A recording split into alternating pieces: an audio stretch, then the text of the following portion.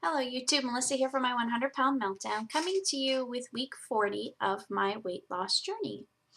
For those of you who were in my weight loss support conference, you heard me saying that I was thinking about restarting my journey, kind of starting week one, no longer calling it a weight loss journey and calling it a fat loss journey, and thinking of starting this as week one of my fat loss journey. Because as I've mentioned before, this weight loss journey for me really is a focus of fat loss and getting my body as healthy as I can by reducing the unnecessary fat I have put on. But I've come to realize that it is really hard to determine an exact accurate number of body fat percentage and knowing the exact number of fat pounds that is within my body. And I know this because I've tried a few methods, and I bought myself a new scale, which I had just finished doing a 19-minute video on my weekly update and this scale, and then I spent the next 4 hours trying to upload it and it wouldn't work. So I'm now segregating this into a couple of videos. So I will talk more about the scale in another video. But basically the scale was giving more than just weight. It was body composition. It was giving me my weight, my BMI, body fat percentage, skeletal muscle percentage, resting metabolism, body age, and visceral fat level. And I'll explain those more in the video regarding the scale itself, because I will actually read right from the manual of the scale what those things actually mean. But what I realized is just, yeah, how inaccurate it is. There's so many factors for body fat percentage that it's very difficult to get an accurate number. And the numbers that you get are really just estimates.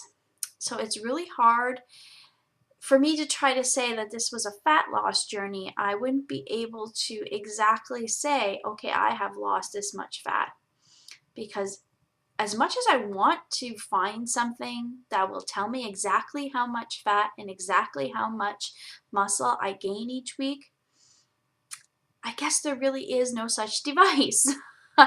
I was really hoping that the scale I had just purchased was going to be that, but it doesn't seem like it's going to be. For measuring body fat percentage, the most accurate way to measure body fat percentage is with underwater weighting, and that definitely, I think it's a very expensive procedure. I had found one company online, bodytest.com or something, but they only seem to be in like the California area and a different few areas. The next accurate way is a body fat caliper, which the inaccuracy or inconsistency of this is the person actually using it. You need to be consistent at where you are doing the skim fold, how you're doing the skim fold, the pinching. So the inaccuracies of using the body fat caliper is the person actually using it, and it's suggested that somebody actually trained as to know the exact spot and sites to do the skim fold will give you a better accurate reading. And then there is the bioelectric impedance, which that is what the scales, when you purchase a scale and it tells you your body fat percentage, it's using bioelectric impedance. And I'll explain that a little bit more in the other video as well, and what exactly that is and how it measures. But it's basically about water content and how your body, how the electrical current can travel through the water within your body and your muscle and your blood and bones. Those things contain water, whereas fat does not contain much water, so it kind of like stops the electrical current and it kind of gives you a rough number. Anyway, long story short, I'm going to continue calling my journey a weight loss journey because the most accurate thing I can do is measure myself with my tape measure and doing my weight on the scale. So as much as I hate that darn weight on the scale, I still need it as a good judgment to know where I am headed and where I'm going on my weight loss journey. I think I'm still going to keep the scale I purchased.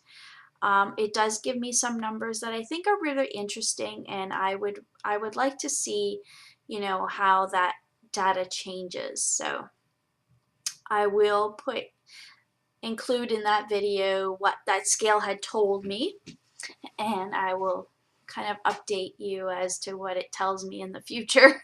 But for now, as of today, week 40, I lost 1.6 pounds this week.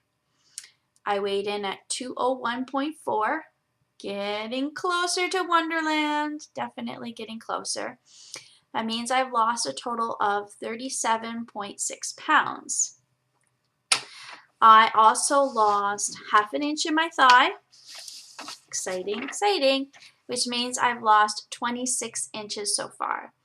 I've lost 8 inches in my waist, 7.5 inches in my hips, 5 inches off my bust, 2 inches off my arms, and 3.5 inches off my thigh. And that is total since I've started my weight loss journey. So that's my little update, and be sure to watch the other video that will be specifically on the scale, and I'll be talking to y'all soon. Bye.